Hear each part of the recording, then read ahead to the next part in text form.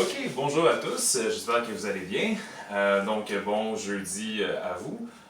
Ça va être le dernier cours par vidéo pour un petit bout de temps. Demain, on commence ce qui serait la semaine de Pâques. Donc, on va quand même suivre le calendrier scolaire. Je vais peut-être mettre en ligne quelques présentations ou quelques exercices, mais à toute fin pratique, il n'y aura pas de petites vidéos à tous les jours. Ça va recommencer, dans le fond, pas lundi prochain, mais la semaine suivante. Et là, dans le fond, on sera rendu au référendum de 1980, le rapatriement de la Constitution et tous ces épisodes historiques-là fascinants qu'on va couvrir donc ensemble. Je suis un petit peu soulagé. Il y a 30 minutes, Alexis Archambault m'a envoyé une question. Sinon, le seul qui m'en avait envoyé une, c'était mon père. Et pour impressionner des adolescents de votre âge, je suis pas sûr qu'un professeur qui prend les questions de son père, ça soit très gagnant. Donc, je vais répondre à celle d'Alexis. Et pour ce qui est de mon père, je lui enverrai une réponse par texto ou quelque chose comme ça.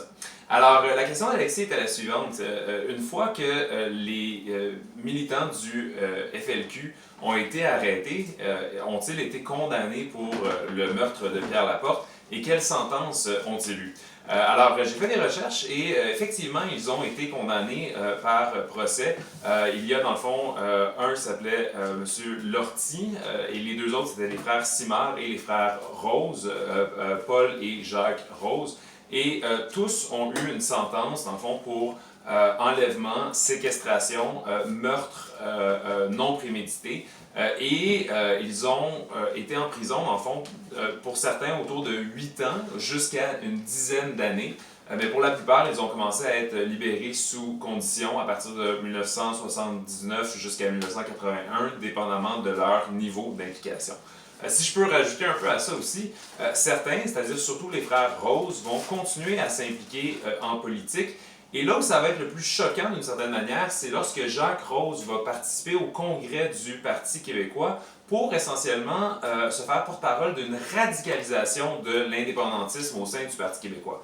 Les gens, une fois qu'ils vont l'entendre prendre parole, vont se mettre à l'applaudir et René Lévesque était blanc comme un drap. René Lévesque était hors de lui, pouvait pas croire qu'on applaudisse comme ça un terroriste qui a été dans le fond, qui a été en prison et qui a été dans le fond condamné pour un crime de meurtre non prémédité.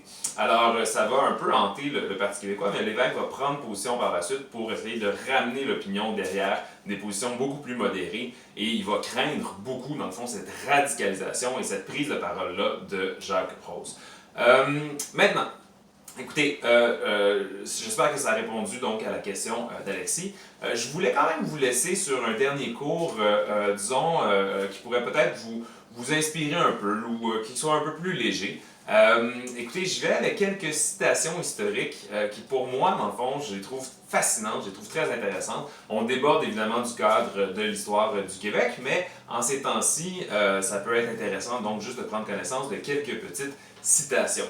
Un de mes personnages préférés au niveau de l'histoire, c'est Winston Churchill. Je vais avoir 4 citations de Churchill pour vous, mais auparavant, on va y aller avec une de Gandhi pour commencer. Et celle-là, vraiment, je ne la connaissais pas. J'ai fait des recherches moi-même et je la trouvais plutôt intéressante. Alors, il y a beaucoup de causes pour lesquelles je suis prêt à mourir, mais aucune pour laquelle je suis prêt à tuer. Pensez-y à celle-là, je l'ai trouvée assez fascinante. Et ça démontre bien, dans le fond, le pacifisme et la non-violence de Mahatma Gandhi. Maintenant, au niveau de celle de Churchill, je vous en donne deux qui sont plus terre à terre et deux qui sont un peu plus humoristiques. La première, you have enemies? Good. That means you stood up for something at least once in your life. Okay? Pensez-y, les gens qui n'ont que des amis et que des alliés, généralement, ce pas des gens qui confrontent beaucoup et ce ne sont pas des gens, dans le fond, qui sont prêts à se battre pour leurs convictions. Alors, celle-là, je la trouve intéressante. Une autre également. History will be kind to me, for I intend to write it. Okay? Et Churchill, effectivement, va même gagner un prix Nobel de littérature pour essentiellement un livre d'histoire qu'il va écrire en 1965, la même année, je crois, que son décès. Par la suite, je vous avais dit qu'il y en aurait deux qui sont un peu plus humoristiques. La première, il faut comprendre qui est le personnage, là. Winston Churchill, surtout à la fin de sa vie, écoutez, il buvait beaucoup, il fumait plusieurs cigares par jour, il était rendu un peu sleepy, mais c'était en même temps le vieux lion féroce et avec une rapidité d'esprit qui est incomparable. Et donc, c'est souvent un accrochage entre lui et une vieille dame anglaise. Je pense que dans ce cas-ci, c'est Lady Astor. Et donc, Lady Astor le voit somnolent dans son grand fauteuil, un genre de berger, une bergère, pardon, anglaise. Et Lady Astor va lui dire, "Oh, Sir Winston, look at you, drunk again." Et là, Winston Churchill va lui dire, "Well, ma'am, I may be drunk today, but I will be sober tomorrow. And you, ma'am, will still be ugly." Alors ça, c'en est une. L'autre que je trouve encore meilleure, c'est probablement la même madame qui le réveille encore, il est encore un peu en train de somnoler un peu. Et là, lui dit, "Oh, Sir Winston, you're drunk again or sleepy again. You're so terrible. If I were your wife, I would poison your tea." Et là, Sir Winston la regarde et sans broncher lui dit, "Well, ma'am, if I were your husband, I would drink it." Et celle-là, je la trouve vraiment très très bonne. Écoutez, deux dernières choses avant de vous laisser. J'ai encore mis ma chemise faite cousue à la main et en la mettant aujourd'hui, je me permets de faire une référence Netflix. Si vous n'avez pas vu la docu-réalité, disons, Tiger King, c'est très très divertissant, je vous recommande ça. Donc vraiment, pour les prochains jours, si vous cherchez une très très bonne série, je vous la recommande fortement, chaudement. Et l'autre chose que je voulais vous dire, c'est sur une note, disons, qui nous concerne davantage avec la situation. Plus je pense au sacrifice que vous faites, que nous faisons tous, et à l'incertitude et à l'anxiété qui nous affecte, dans le fond, face à la situation du coronavirus, plus je garde espoir également qu'il y a une chose que vous allez vivre, que nous allons vivre, qui n'arrive même pas à toutes les générations, qui arrive probablement une fois pratiquement aux 100 ans. Et c'est un grand moment de libération collective, un grand moment de combat collectif que nous aurons mené à terme. À n'en point douter, vous savez que vous vivez un moment historique. On en demande encore beaucoup de vous.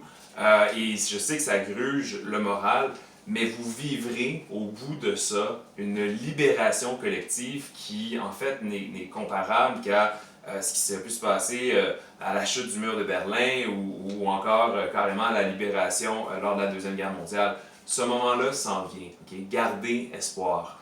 Mais on aura lutté pour, ça c'est sûr et certain. D'accord? Et à ce moment-là, écoutez, ce sera vraiment dans une immense joie collective et j'aurai beaucoup de plaisir à vous revoir. En n'en point douter, ce moment-là arrive. Il faut garder le cap, il faut garder espoir. Et écoutez, ça va bien aller. Okay? Prenez soin de vous. On se revoit par vidéo, pas lundi, l'autre lundi d'après. Ça marche? N'hésitez pas à continuer à m'écrire.